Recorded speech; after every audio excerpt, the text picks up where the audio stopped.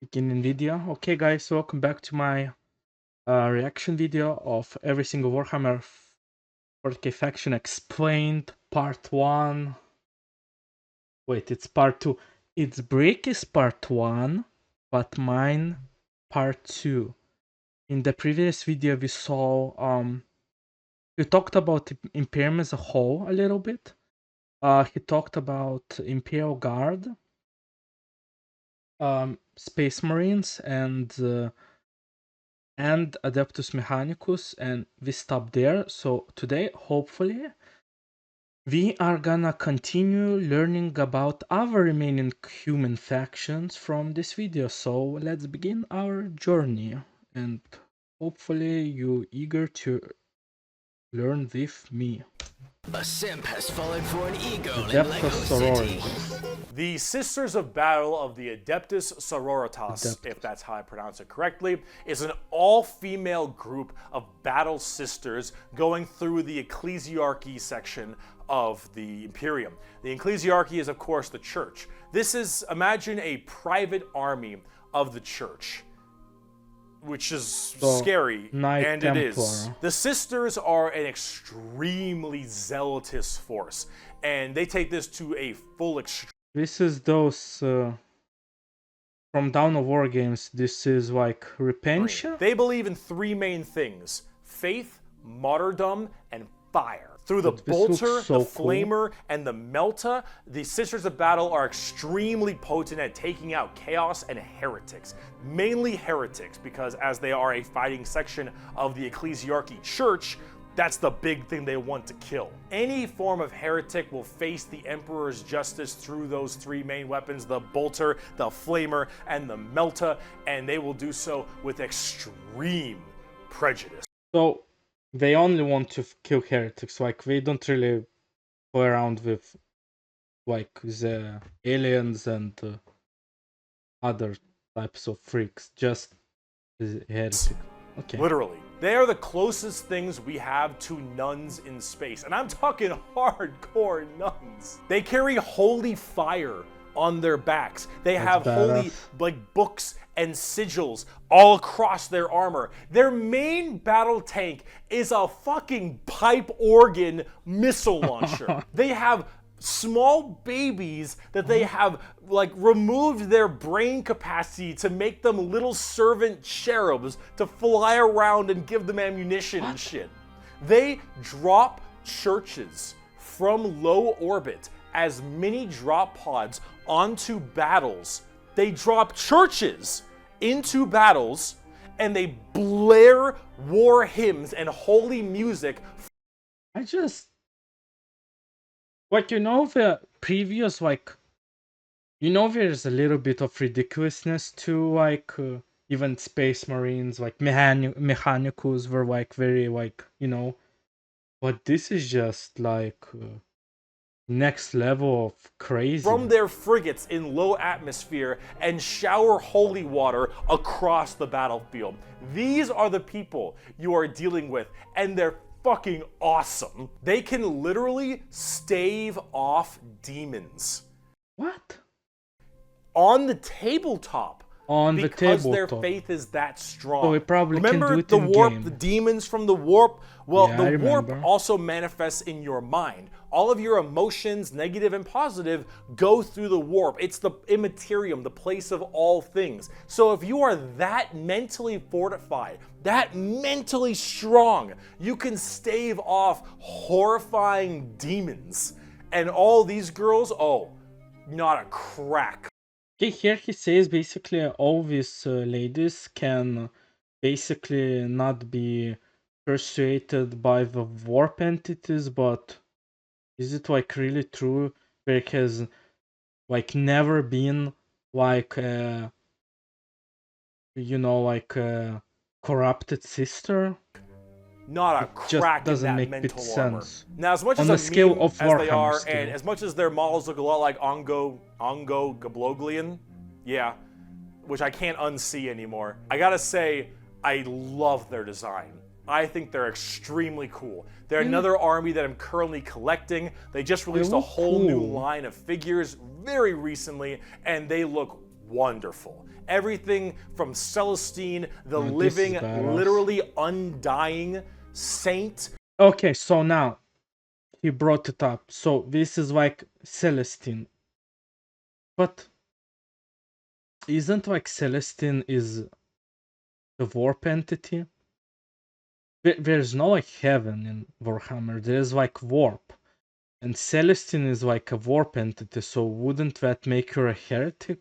Wouldn't the Imperium want to kill her? From the triumph of Saint Catherine, which is literally a funeral procession as a model, those organ tanks I mentioned earlier. This shit is the most over-the-top badassery in a lot of the Warhammer universe, and goddamn it is it over the top. But Sisters of Battle are so cool. While I'm a guardsman at heart, oh, this is such a cool faction. Like by Bolter Shell, Flamer Burst, and Melta Blast, the mutant, the heretic, and the traitor alike are cleansed of their sin of existence. So it has been for 5 millennia, so shall it be until the end of time. And speaking of burning demons. So you guys thought that in the first reaction I showed you some Dawn of War factions info and you thought I would skip the sisters. Hell no, I got it ready right here. So the sisters were in the game, yes, but they were in Dawn of War Soulstorm version of the game. I have a lot of hours in Soulstorm as sisters as well, but I have to say, with Bricky explanation, I like them more, but I think in the whole Soulstorm, like they added, I think Black Elders. Oh my god, guys, I didn't mean to leak my Discord. Hell no, you ain't gonna see this. So there's like Black Elders and sisters, and I think honestly these were like 2 of the probably worst factions to play. I genuinely did not enjoy them at all. So visually they're cool, but I don't know. It's probably not for me. The Grey Knights.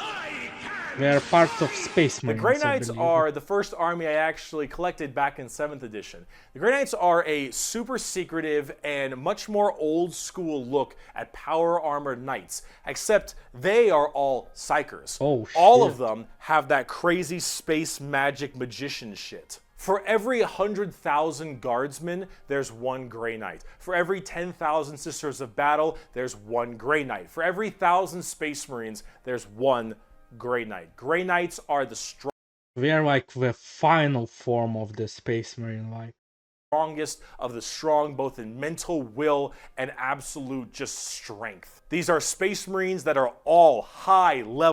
I even have to say I really like their colors, the metal look, and they have like this, I guess, red psychers. All of them able very to clean. Specifically do one goal, and that is kill demons. The Emperor believed that the demons of chaos were the #1 threat to the Imperium, and he probably is right. Yes, however, sir. this group is entirely based on doing that through a myriad of tactics. Coming from the planet, or I guess the moon of Titan in the Sol system, the Grey Knights are thrown through extremely rigorous training and are as clear of mind and soul as they possibly can be. Since the demons of the warp are the warp and your mind projects to the warp, people can go insane very fast, especially lower level psychers.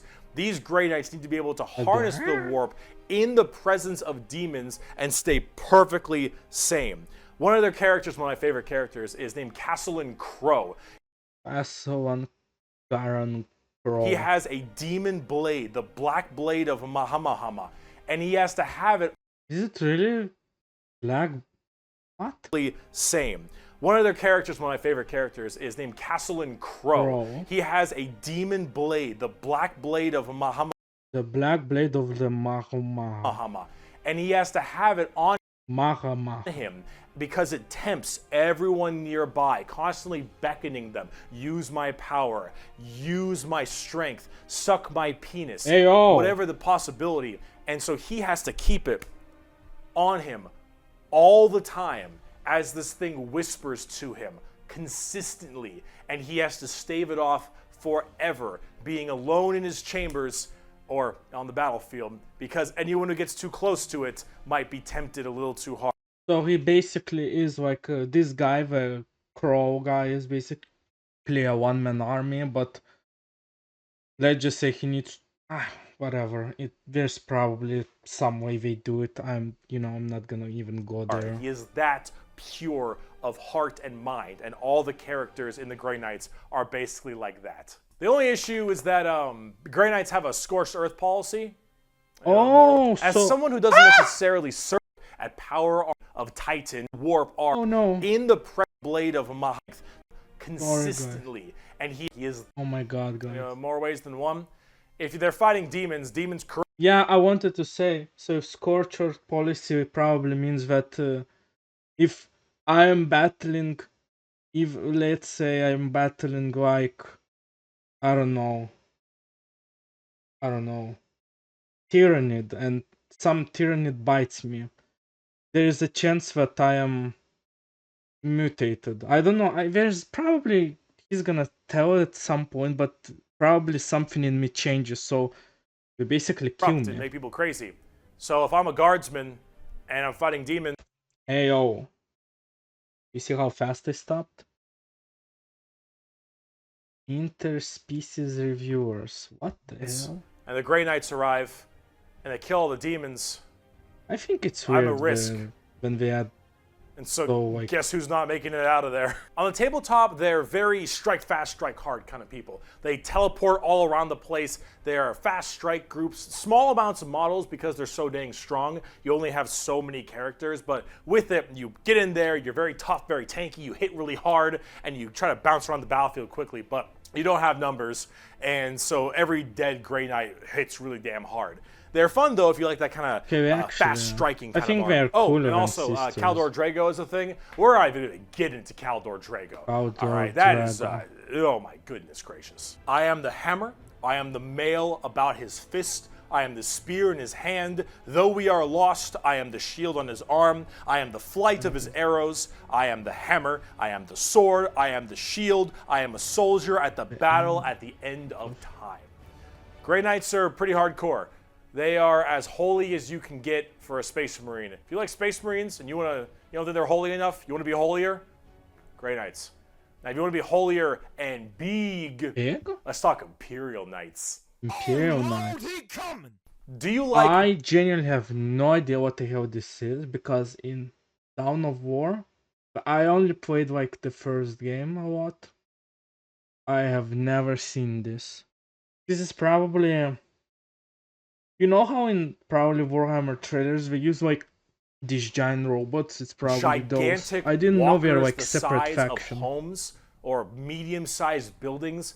Do you want to kill heretics, but you want to kill like 40 of them per turn? I want. Do you want a gigantic old-school knight noble house style of walkers with giant chainsaw arms? Then you got Imperial Knights. Imperial Knights, it's not a whole lot to talk about them because they're just gigantic walkers, but they have this old school like house feel to them, like literally like they're houses. Each Imperial Knight comes from a house, and each of them act in their own special way. These behemoth of walkers also destroy almost everything in their path, killing full swaths of squads in a couple shots, stepping on legions of troops. Like, these things do not mess around. And they look so cool. Imperial Knights and Chaos Knights, actually, for that matter. Chaos also don't have a whole lot to discuss. They're just super big, heavy walkers, and they look different. Does Chaos have a demon inside? Different depending on your house or Chaos God you currently believe in. And overall, these things are just really cool. Who's inside, me or? In your path. With a big, scary, big unit of Warhammer, and is if you there want to like collect one them, go to town. guy who is inside, or there's like a Getting more back down to earth. Let's talk something about a little bit different, a little more gold. What? If guardsmen are regular soldiers, space marines are super soldiers, Grey Knights are super soldiers, the Adeptus custodes are super soldiers Q. I thought Grey Knights are like the top of the top. Yes, I guess. Hopefully this is the last. Like, hopefully there's no one who is like above these guys. Like, I'm The starting Adeptus to get custodes confused are now a the bit. third major army I own. I know, 3 armies. I know, I got carried away, okay, but that's all. I only have 3. Also, by the way, in Dawn of Games, I have never encountered, you know, these guys. I don't think there is even a unit of these Okay. guys. They Custodian, are our custodian. final brand of Space Marines, but these Emperor is ones there. are super special. Why are they okay? special, If a Brika? guardsman is 6 foot, a Space Marine is 7 feet, a custodian is 8 feet. Big. These are the giant defenders of Holy Terra, which is also Earth. Oh, Earth they is defend Terra Earth. themselves. These are the people that literally guard the Emperor's throne They are room. guarding Hence, the custodians. man. These boys protect the Emperor's throne room at all times and are literally like handcrafted people. They're not humans brought up by a gene seer or something. These are all handcrafted super soldiers. So it's just again a little bit of language barrier. So if Space Marine is someone who is born like me, but he can become a Space Marine, these guys from the whole beginning they're made to be these guys. They don't undergo any like treatments. They're literally made from scratch. Yes. Soldiers.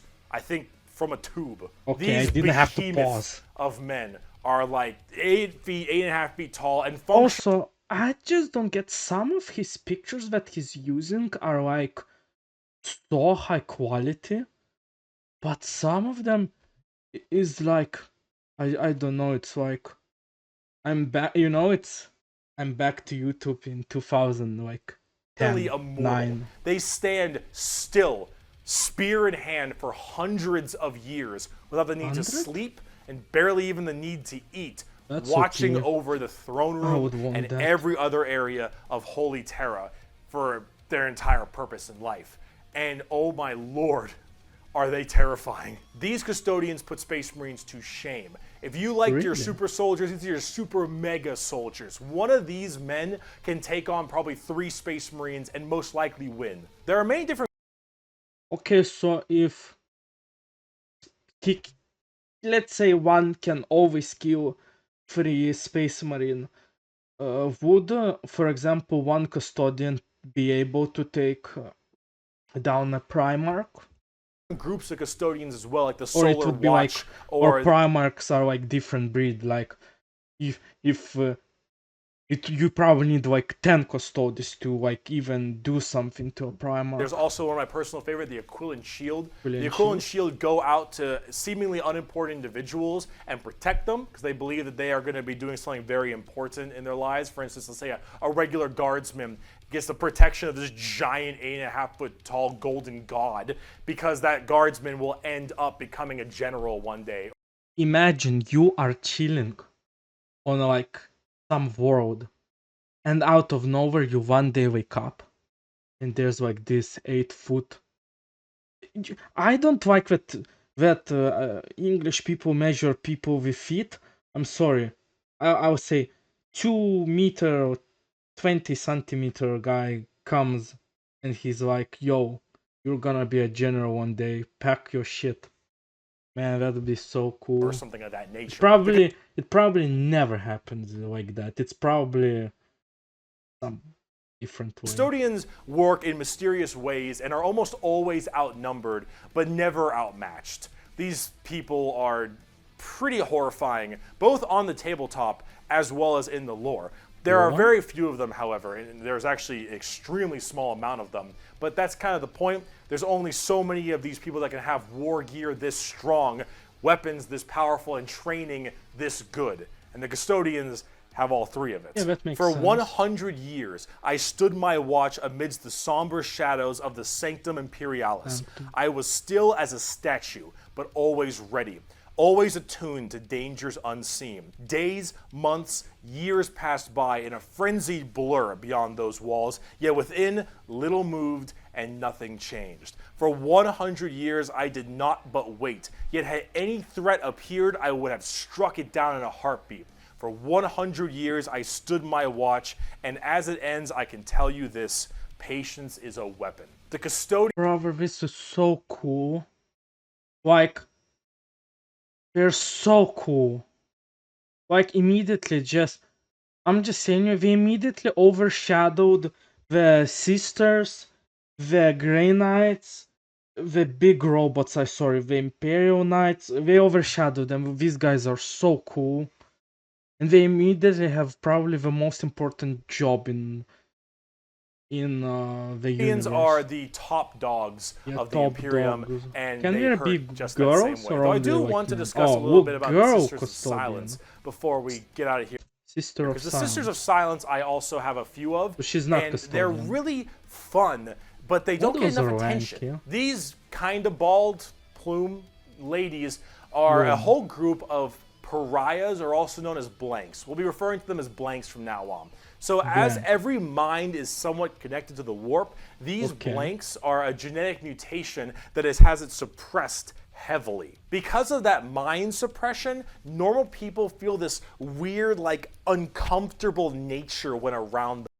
That's my sister. When a She's Sister of Silence blank. walks past them, you feel ill. You feel no. just uncomfortable and strange. So most of them don't actually live past childhood, because once they are birthed, they're, well, you know, killed or something at a very young age, because they just emit a horrifying aura. These ladies, however, are guardians of the throne as well for more psychic threats. See, none of the custodians are psychers, so they have a difficult time dealing with...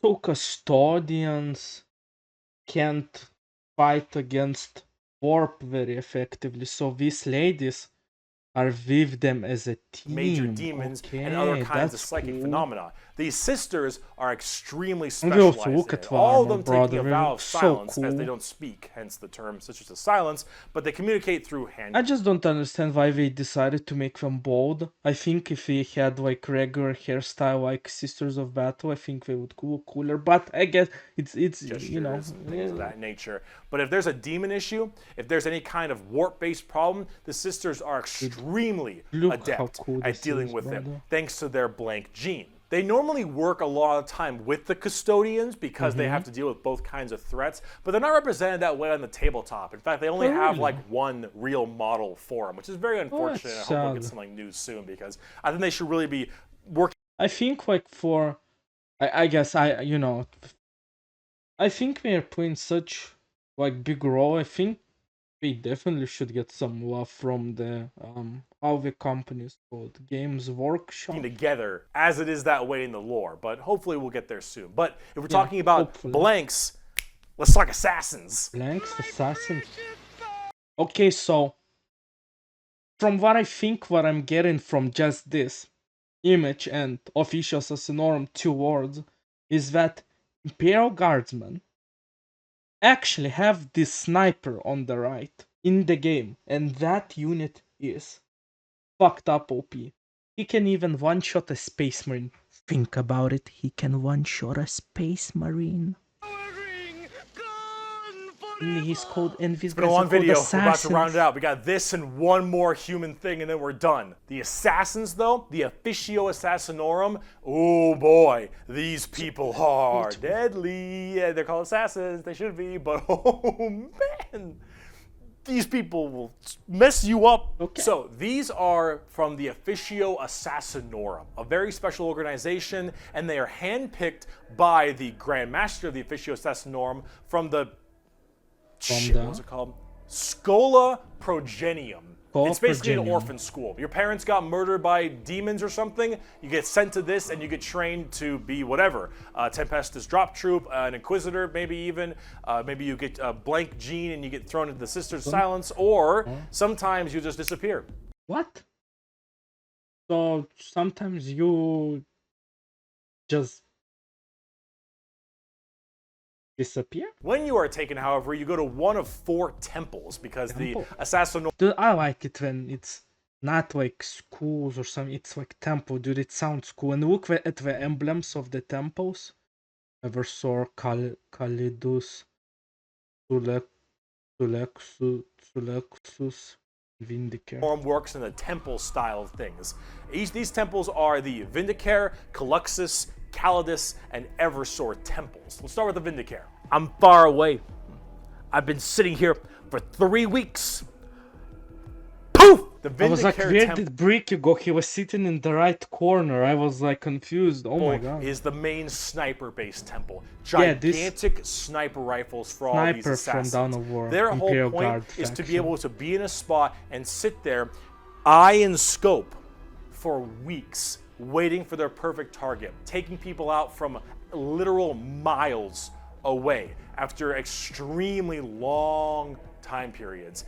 The Vindicare Temple is about precise, perfect aim. There have been reports of Vindicares being able to single out particular body parts from over 2-3 miles away. Temples in the head, the jugular, for instance, and been sitting there after weeks. And when they're ready, take that shot, time is done, packs them up. The Calidus Temple, however, Whoa. is a lot more about shape-shifting and deviant art. It's Okay. mostly a female-based one, or at least it seems to be, and this allows a lot of body augmentation for certain individuals to be able to kind of transmorph themselves and infiltrate areas that are problems. These assassins will end up taking missions that take them years, 2-3 years, to infiltrate a heretical group and slowly work their way up, just to get enough time to put a bullet into the main target's head and then escape unharmed, or become the main target and sabotage So basically, they're like polymorph, yeah? it from within. These are all completely about deception, mind tricks, polymorphing, and everything in between, and lots of drawings. Lots. Okay. I didn't mean to stop there. You know, it's it's you know, if yeah, pretty females in game, we get drawn. Temple. Just kind of disturbing one. The Eversor Temple is about when you don't want anything to come back alive, friend or foe. You want it all dead. An Eversor is psychogenically conditioned with just psychotherapy and psychological torture to only feel violence, hatred, and anger. It does the Clockwork Orange style. It is me after playing League of Legends with my friend.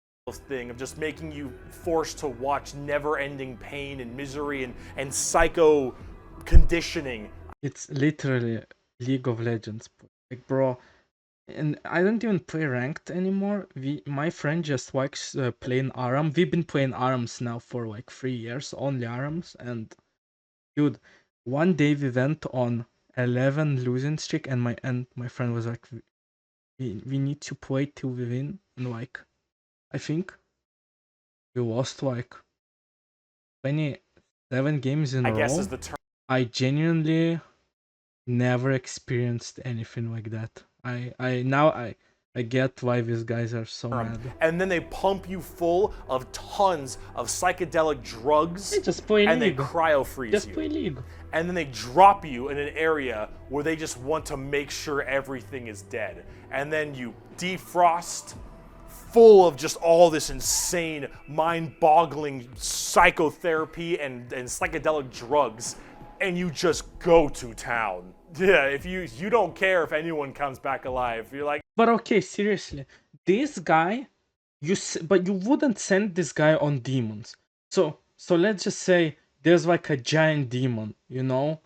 I don't think this guy would be effective against like giant demon. Giant demon probably would kill him with one swing of an axe. I don't know.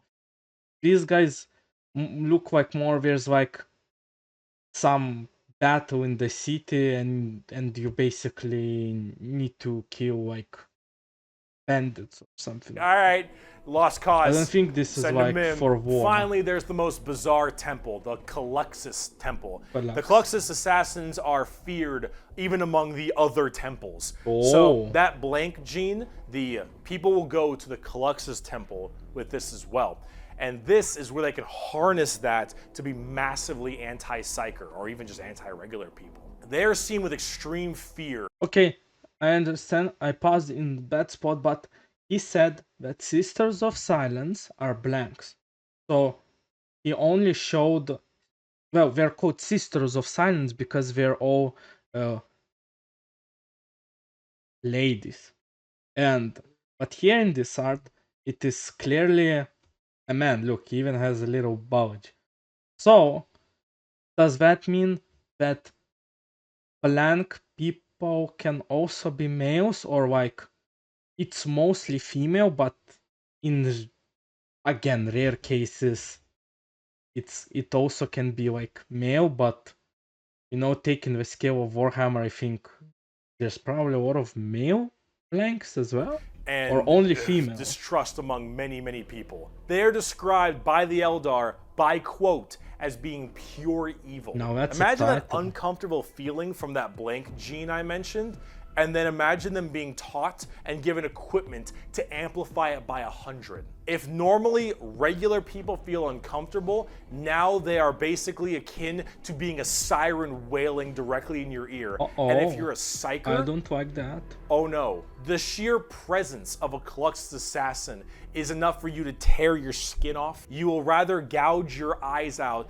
and rip your nails off than even being near this person. The Cluxed assassin is when you want psychers to literally lose their minds, and they will go on their knees and ask you to gun them down because it is a suitable choice over being anywhere near you. The motto of that temple is, "That which is unknown and unseen commands the greatest fear." Now, for the tabletop, assassins aren't that special. You can call them in. I mean, it's so sad, when he shows such great art and then you go to the models and they're so disappointing. No matter what Imperium faction you are, and they do a lot of work for themselves, but at the same time, they're very specialized and require a lot of finesse. But I'm biased. And they work the way you generally want them to, though. You want to cause some distortion and weird stuff, you take a Calidus. You want to just murder swaths of infantry and then blow up Eversor. You want to kill that one guy, Vindicator, and if you have a lot of Psychers, Caluxus. It's a nice little, like, jack of all trades if you have a specific thing you want to kill. And you get to choose which is really fun. But now, let's talk about the last human faction. We can round this video out before we do part 2. The Inquisition. We have a lot to talk about with them. Well, on the subject of heresy. Oh boy. Where? Where do I even begin with the Inquisition? Okay. Take every secret police you can think of. The KGB, the Gestapo, the CIA, FBI, any of these kinds of people. Okay. And then mark it up by about 10 and give them the most power in the entire Imperium. No, you know what? How about this? Yes. This right here. It's not just a quote. This is the Imperial motto. The motto of the Inquisition. I apologize for my bad pronunciation. Innocentia nihil probat. Innocence proves nothing.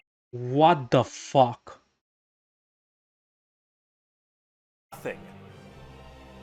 The most powerful organization in the Imperium, the secret police, their number one motto is innocence proves nothing. The Inquisition goes around like the secret police or like detectives to find issues in the Imperium. And they have different ordos depending on which one we're talking about. The Ordo Hereticus, the Ordo Xenos, the Ordo Malleus, for instance, and a whole bunch of other ones. Hereticus is obvious, they deal with heretics. Xenos tries to find alien threats, and Malleus is demons. They all have different specializations in what they're trying to go for as this Inquisitor.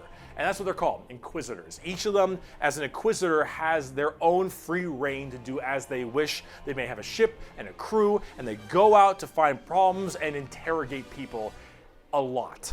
They are above the law in every department. Even Space Marines? Over Space Marines. Bro. Now, the Space Marines might argue against them and stuff, and there might be a lot of blowback, but technically they are above them as Inquisitors. Well, he said, Mark, give them 10x power in the beginning, I guess, yeah. They are looking to... What about Custodians?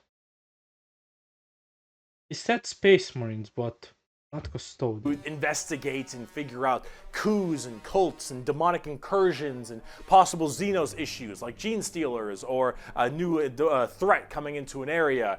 They're about learning that stuff and actually doing detective work. And memes aside, they're pretty good at it. The Inquisition having all of this power does make them a little bit power hungry and frantic sometimes. And yes, it is still a bad thing, but most of them are pretty good at their job. Wow. And they spend a lot of time being very diligent to make sure that all of these leads they follow are proper and correct. They're basically space detectives with just enormous power and sometimes a bit of a power complex. And we haven't even talked about Exterminatus yet. Exterminatus is deeming a planet unfit to be saved. I deem that this planet is demon infested and taking it back will cost too many resources and is not worth it. I have now committed Exterminatus on this planet. I will now sign the death warrant of an entire Imperial planet as it is unfit to take and better to be destroyed than allow the enemy to hold it. This can mean saturation bombardment. This can mean cracking the planet's core and breaking it apart. Doesn't matter. Render this planet inhospitable to all life. Yes, the innocents proves nothing people are the only people who can choose this planet must die in its entirety. Yeah, you're playing the villain. Now, it is memed a lot, but most Inquisitors are very rare to do. I'm just speechless. It's one of my fears that imagine you work, you wake up, you go to work, you finish like 12-hour shift, you just come home and on your planet, and Inquisitor guy is like, your planet is gotta be overrun with tyranny. We must nuke you for your own good. Exterminatus. Exterminatus is a very crazy thing. There's only so many worlds that you don't want to destroy all of them. There's probably at least one guy who destroys all worlds. Now, naturally, with the memes aside, there are some people who are a little bit rough on this one. But most Inquisitors generally don't like to do Exterminatus a ton, but it is an option they have. And it's a crazy option. Definitely not gay for Secret Police Inquisition are unfortunately not represented on the tabletop very much. You generally kind of put one in your army if you feel like it. You have a couple special options there and some side content, but they're not really fleshed out very well, and personally they need a lot more stuff put in there, and they really need a lot more effort put into them, and they're not quite where I want them to be. Overall, the Inquisition makes for a lot of the best storytelling as well, because it's a little bit hard to talk about a big story of a whole bunch of Space Marines killing something, right? It's just a big battle story. Yeah, I guess if you would want to write something, you wouldn't really write about the battle. You would probably write something not different. Having that intrigue and that moral dilemma that an Inquisitor has makes for a lot better media. And honestly, the more people do it, I think it's better, because then it adds a little more humanity to the Warhammer horrible, horrible grim darkness. And wow, we just finished the humans. Hey, clap! Right, come back for part 2 when we talk about Chaos and Xenos, because we got to talk about the 4 Chaos Gods and all the Chaos Marine Legions and the Tau and the Necrons and the Orcs, and oh boy, we got a lot. I'll see you in part 2. Okay guys, so we finished Ricky's video. I guess we learned a lot about humans. So I guess probably now, in the end of this video, I'll try to rank up what factions of the humans I like the most, and I won't hide it. Some factions were really new to me. I did not know of their existence. So I'll start simply. I think that Imperial Guard is probably still my favorite. After it would go the Golden Boys Custodians. I think they're like the coolest. And in the third place, it would be Space Marines. As much as sad it is, I think all other mentioned factions, like the Sisters of Battle, the Adeptus Mechanicus, the Imperial Knights, the Grey Knights. The Grey Knights I match with Space Marines. They, to me personally, Inquisition and even Assassins, I don't know. they seem like so different. I think they are like, how to say, on a Warhammer scale, like they're probably not very how to say it, not very used a lot. Let's say if there's battle going on, it's probably mainly Space Marines, Imperial Guardsmen, probably Sisters of Battles, and that's it. I think those other mentioned, like Assassins and the Inquisitions, are probably mostly in the lore, you know, to, for their stories, but I don't think they have like a massive impact on the whole war. But maybe I'm very wrong. And again, guys, so we finished Bricky's part 1. He clearly said there is part 2. We will be checking it out. And thank you guys for watching. Obviously, go support Bricky. Support me also, please. And yeah, ciao, cacao.